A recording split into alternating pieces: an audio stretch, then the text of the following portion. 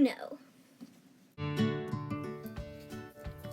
Okay, so today I'm going to be showing you, that's right, the one-touch stapler.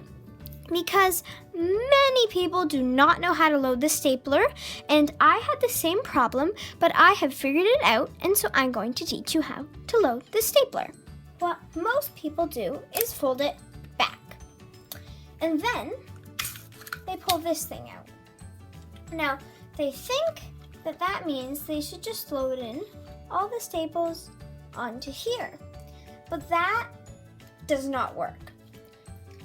So all you're going to do is insert your staples upside down right there. Then you're going to pinch the end of this and just 1, 2, 3, slide it back in and then make sure it locks. And then just close it up.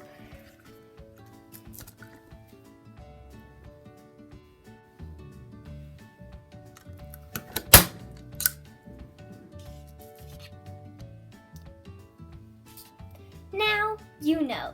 Thanks for watching.